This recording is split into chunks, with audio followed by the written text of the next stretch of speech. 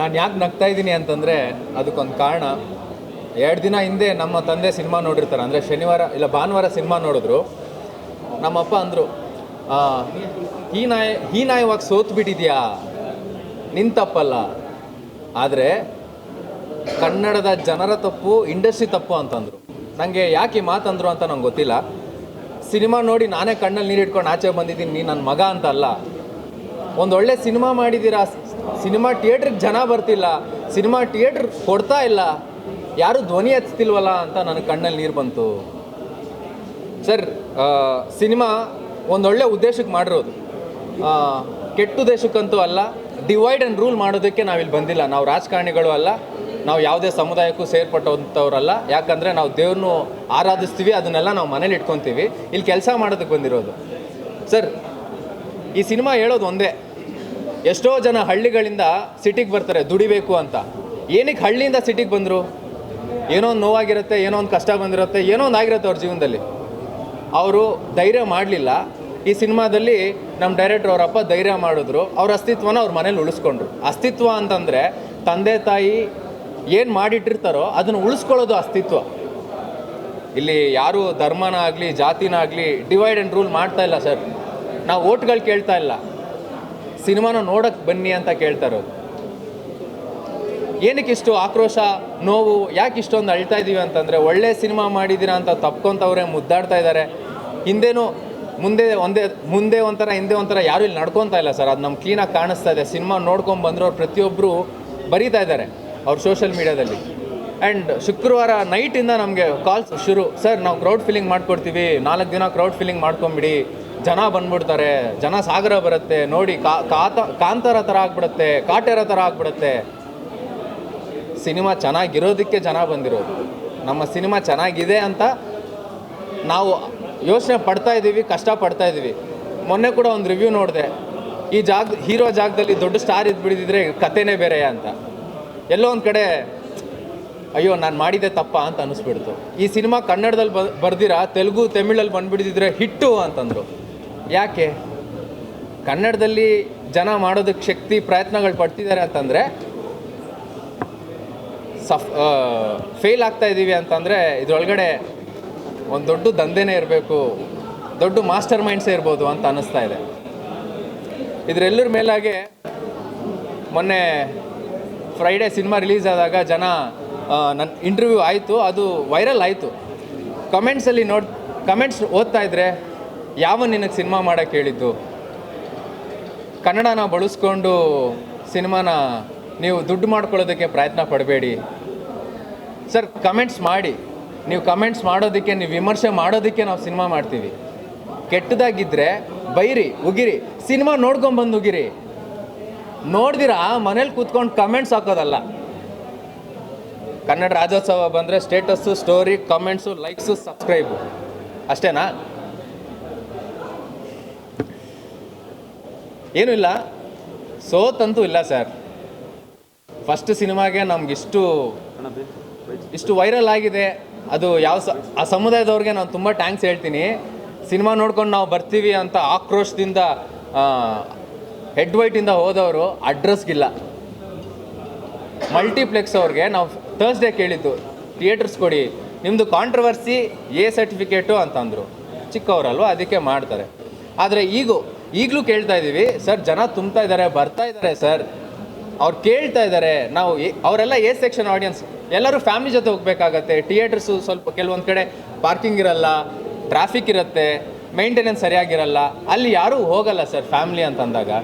So ಅವರು sophisticated ಆಗಿ ಒಂದು ಗುಡ್ ಎನ್ವಿರಾನ್ಮೆಂಟಲ್ಲಿರೋ ಅಂಥ ಒಂದು ಮಲ್ಟಿಪ್ಲೆಕ್ಸ್ನ ಚೂಸ್ ಮಾಡೋದಕ್ಕೆ ಇಷ್ಟಪಡ್ತಾರೆ. ಅವರು ಇನ್ನೊಂದು ಹಾಫ್ ಆನ್ ಅವರ್ ಇರಿ, ವೆಯ್ಟ್ ಮಾಡ್ತೀವಿ. 20 ಸತಿ ಮಾಡಿದ್ರು, 30 ಸತಿ ಮಾಡಿದ್ರು ಫೋನ್ ಎತ್ತಲ್ಲ. ಅವ್ರ ಆಫೀಸ್ ಮುಂದೆ ನಿಂತ್ಕೊಂಡ್ರೆ ಕಾಯಿಸ್ತಾರೆ. ಇವತ್ತು ಚಿಕ್ಕವ್ರಿಗೆ ಈ ಪರಿಸ್ಥಿತಿ ಬಂದಿರ್ಬೋದೇನೋ, ಇಂಡಸ್ಟ್ರಿ ಹುಷಾರಾಗಿರಬೇಕು. ನಾಳೆ ದೊಡ್ಡವ್ರಿಗೂ ಈ ಪರಿಸ್ಥಿತಿ ಬಂದರೆ ಆಶ್ಚರ್ಯನೇ ಪಡಬೇಕಾಗಿಲ್ಲ. ಯಾಕೆ ಅಂತಂದರೆ, ಯಾರೋ ಬೇರೆ ಸ್ಟೇಟಿಂದ ಸ್ಟಾರ್ಗಳು ಬಂದುಬಿಟ್ರೆ ಬೆಳಗ್ಗೆ 6 ಗಂಟೆ ಅಂತ ಕೊಟ್ಬಿಡ್ತಾರೆ ಶೋಸು. Full filling ಆಗಿಬಿಟ್ಟಿರುತ್ತೆ. ನಮ್ಗೆ 6 ಗಂಟೆಗೆಲ್ಲ ಕೊಡಬೇಡಿ ಸರ್. ಕೊಡಬೇಕಾಗಿರೋ ಸಮಯನ, ಕೊಡಬೇಕಾಗಿರೋ ಸ್ಕ್ರೀನ್ನ, ಕೊಡಬೇಕಾಗಿರೋಂಥ ಬೆಲೆನ, ಮರ್ಯಾದೆನ ಉಳಿಸ್ಕೊಳ್ಳಿ. ಯಾಕಂದರೆ ಯಾರಿಗೂ ಬೆಲೆ ಕೊಡ್ದಂಗೆ ನಡ್ಕೊಂಡಿಲ್ಲ. ಒಳ್ಳೆ ಸಿನಿಮಾ ಮಾಡಿದ್ದೀವಿ. ಇವತ್ತು ನೋಡ್ರೋರು ಎಲ್ಲರೂ ಹೊಗಳ್ತಾ ಇದ್ದಾರೆ. ನಾವು ಕೆಟ್ಟದಿದ್ರೂ ವಿಮರ್ಶೆ ಮಾಡಿ ಕ್ಯಾಮ್ರಾ ಮುಂದೆನೇ ಹೇಳಿ ಅಂತಲೇ ಹೇಳ್ತಾ ಇದ್ದೀವಿ. ಕನ್ನಡ ಚಿತ್ರರಂಗಕ್ಕೆ ಒಳ್ಳೆಯದಾಗಲಿ, ಇದು ಮನಸಾರೆ ನಾನು ಕೇಳ್ಕೊತಾ ಇದ್ದೀನಿ. ದೊಡ್ಡವರು ಇದನ್ನೆಲ್ಲ ನೋಡಬೇಕು, ಗಮನಿಸಬೇಕು, ಇದ್ರ ಬಗ್ಗೆ ಧ್ವನಿ ಎತ್ತಿ ಮಾತಾಡಿ. ಯಾಕೆ ಅಂತಂದರೆ ಆಸೆ ಆಕಾಂಕ್ಷೆಗಳು ಇಟ್ಕೊಂಡು ಬಂದಿರೋರೆಲ್ಲ ಸತ್ತೋಗ್ಬಿಡ್ತಾರೆ ಸರ್. ಈ ಥರ ಪರಿಸ್ಥಿತಿ ಇದ್ದರೆ ಇನ್ನೊಂದು 10 ವರ್ಷನ ಸರ್, 15 ವರ್ಷನ ಸರ್ ಸ್ಟಾರ್ಗಳದು. ಆಮೇಲೆ ಏನು ಸರ್ ಪರಿಸ್ಥಿತಿ? ಕನ್ನಡ ಇಂಡಸ್ಟ್ರಿ ಸಾಯ್ಲಿನಾ? ನಾವು ಇಂಡಸ್ಟ್ರಿ ಅಂತ ಹೇಳ್ತಾ ಇಲ್ಲ ಸರ್. ಇಂಡಸ್ಟ್ರಿ ನಮಗೆಲ್ಲ ಒಂದು ಕೆಲಸ ಕೊಟ್ಟರೆ ನಾವು ಇನ್ನೊಂದು 4 ಜನ ಕೊಡ್ಬೋದಂತ ಅಷ್ಟೇ ಸರ್. ಕಮೆಂಟ್ಸ್ ಬಿಡಿ, ಬೇಡ ಜಾಸ್ತಿ ಏನು ಮಾತಾಡೋದು ಬೇಡ. ಸಿನಿಮಾ ತುಂಬ ಚೆನ್ನಾಗಿದೆ. ಇನ್ನೊಂದು 2 ದಿನ ಇದೆ ಅಷ್ಟೇ ನಮಗೆ ಕಾಲಾವಕಾಶ. ಯುದ್ಧ ಮಾಡ್ತಾ ಇದ್ದೀವಿ. ಯುದ್ಧ ಮಾಡೋದಕ್ಕೂ ಯುದ್ಧ ಭೂಮಿನಲ್ಲಿ ಜಾಗ ಇಲ್ಲ ನಮಗೆ. 2 ದಿನ ಆದಮೇಲೆನೂ ಸೋಲು ಒಪ್ಕೊಳ್ಳಲ್ಲ. ಯಾಕೆ ಅಂತಂದರೆ ಅಷ್ಟೇ ಸ್ಟ್ರಾಂಗ್ ಆಗಿದ್ದೀವಿ. ಇದನ್ನು ಸಾಮಾನ್ಯವಾಗಿ ಬಿಡಲ್ಲ.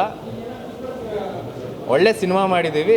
ನೀವು ನೋಡಿ ಬಂದು ಹರಸಿ ಆಶೀರ್ವಾದ ಮಾಡಿ ಪ್ರೀತಿ ಮಾಡಿ ಅಂತ ಅವತ್ತು ಹೇಳ್ತಾ ಇದ್ದೀನಿ, ಇವತ್ತು ಹೇಳ್ತಾ ಇದ್ದೀನಿ. ಇದಕ್ಕೂ ಮೇಲೆ ಇನ್ನೇನು ಹೇಳಲ್ಲ. ಎಲ್ಲರಿಗೂ ನಮಸ್ಕಾರ.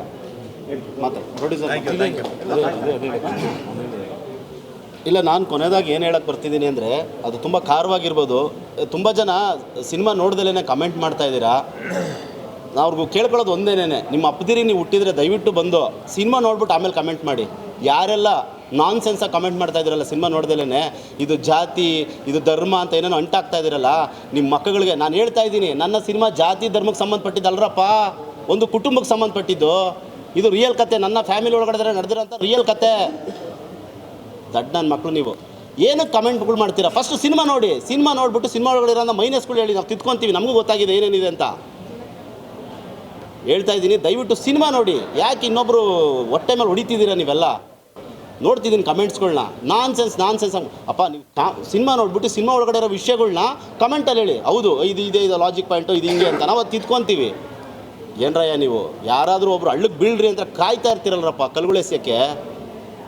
ನಿಮಗೆಲ್ಲ ದೊಡ್ಡ ಶರಣು. ಫಸ್ಟು ನಿಮ್ಮ ಅಬ್ದಿರ್ ಹುಟ್ಟಿದ್ರೆ ಬಂದು ಸಿನಿಮಾಗಳು ನೋಡಿರಿ. ಫಸ್ಟು ಸಿನಿಮಾ ನೋಡಿ, ಆಮೇಲೆ ಮಾತಾಡ್ತೀನಿ. ಅಲ್ಲ, ನಾನ್ ಸೆನ್ಸಾಗಿ ಕಮೆಂಟ್ಗಳು ಮಾಡೋದಲ್ಲ. ಫಸ್ಟು ಸಿನಿಮಾ ನೋಡಿ. ಸಿನಿಮಾ ನೋಡ್ಬಿಟ್ಟು ಬಂದ್ಬಿಟ್ಟು ಆಮೇಲೆ ಏನೋ ಜಾತಿ ಧರ್ಮ ಅದೇನು ಹೇಳ್ತಾರೆ. ನಾನು ಸನಾತನಿನೇ, ನಾನು ಹಿಂದೂ ಧರ್ಮದನೇ, ಯಾವನೇನು ನನಗೆ ಹೇಳ್ಕೊಡ್ಬೇಕಾಗಿಲ್ಲ. ಧರ್ಮದ ಬಗ್ಗೆ ನಾನು ಶಬರಿಮಲೆ ಹೋಗ್ತೀನಿ, ನಾನು ನಮ್ಮ ಮನೇಲಿ ಪೂಜೆ ಮಾಡ್ತೀನಿ, ಯಾವನೇನು ಹೇಳ್ಕೊಡ್ಬೇಕಾಗಿಲ್ಲ. ನನಗೆ ಅಂಬೇಡ್ಕರ್ ಅಂದರೆ ಇಷ್ಟ, ರಾಮ ಅಂದರೆ ಇಷ್ಟನೇ. ನಾನು ಯಾಕೆ ಇನ್ನೊಂದು ಧರ್ಮದ ಬಗ್ಗೆ ಮಾತಾಡಲಿ? ನಾನು ಬಂದ್ರಲ್ಲ, ಯಾವನಾದ್ರೂ ಒಬ್ಬ ಕೇಳ್ತಾ ಇದ್ದಾನ? ಎಲ್ಲಿ ಬ್ರಾಹ್ಮಣರು ಕೇಳ್ತಾ ಇದ್ದಾರೆ? ಯಾರಾದ್ರೂ ಅವತ್ತು ಬಂದ್ಬಿಟ್ಟು ಕಂಪ್ಲೇಂಟ್ ಕೊಟ್ರಲ್ವಾ? ಯಾವನಾದ್ರೂ ಒಬ್ಬ ಕೇಳ್ತಾ ಇದ್ದಾರೆ? ಮತ್ತೆ ಎಲ್ಲೋದ ಅವನು? ಎಲ್ಲೋದ್ರು ಅವರು? ಯಾರು ತುಂಬಿಸ್ಕೊಡ್ತಾರ ಅವರು? ಎಷ್ಟು ಸರಿ ಮಾತಾಡ್ತಾ ಇದೀವಿ ನಾವು. ಮಾತೆತ್ತಿರ ಯಾರೋ ಮಾತಾಡಿದ್ರೆ ಅದನ್ನೊಂದು ಅಂಟಾಕ್ಬಿಡೋದು. ಸ್ವಾಮಿ, ಇದು ನನ್ನ ಮನೇಲಿ ನಡೆದಿರೋ ಕತೆ ಕಣ್ರಪ್ಪ. ಇದು ನನ್ನ ಮನೇಲಿ ನಡೆದಿರೋ ಕತೆ. ಇದು ನಮ್ಮ ತಾತಂದು ನಮ್ಮ ಅಪ್ಪನ ನಡೆದಿರೋ ಕತೆ. ನಾನು ಹೇಳಿದ್ದೀನಿ. ಸುಳ್ಳಿದ್ರೆ ಹೋಗಿ ತಿಳ್ಕೊಳ್ರಿ. ಎಲ್ಲ ಡೀಟೇಲ್ ಕೊಟ್ಟಿದ್ದೀನಿ ಲಾಸ್ಟಿಗೆ. ಏನೋ ಜಾತಿ ಕಳೆದ್ರಂತೆ ಧರ್ಮಗಳು. ನಾನು ಸನಾತನಿನೇ, ನಾನು ಹಿಂದೂ ಧರ್ಮದನೇ, ಯಾವನ ಹತ್ರ ಏನು ಇಳಿಸ್ಕೋಬೇಕಾಗಿಲ್ಲ. ನಿಮ್ಗೆ ಅಂಬೇಡ್ಕರ್ ಅಂದರೆ ತಿಗ ಉರಿದು ಬಿಡ್ತತಾ? ರಾಮ ಅಂದರೆ ಇದಾಗ್ಬಿಡ್ತದ? ಅಲ್ಲ, ನನಗೆ ಆಗ್ತಾ ಇಲ್ಲ. ಕಮೆಂಟ್ಸ್ಗಳು ನೋಡಿದ್ರೆ ನಾನ್ ಸೆನ್ಸ್ ಆಗಿದ್ದಾವೆ. ಮಾತಾಡಿ ಬ್ರೋ. ಸಾರಿ ಅವ್ರ ಲ್ಯಾಂಗ್ವೇಜ್ ಸರಿ ಇರಲಿಲ್ಲ. ಸಾರಿ ಅಂದರೆ ಇರೋ ವಿಷಯ ಹೇಳ್ತಾ ಇದ್ದೀನಿ ಅಷ್ಟೇ. ನಾನು ಸಿನಿಮಾ ನೋಡ್ಕೊಳ್ಳಿ, ಸಿನಿಮಾ ನೋಡ್ಕೊಂಡು ಹೋಗಿರಿ. ಅದೇ ಥರ ಹೋಗಿರಿ. ಜಾತಿ ಧರ್ಮ ಇದ್ರೆ ಹೋಗಿರಿ.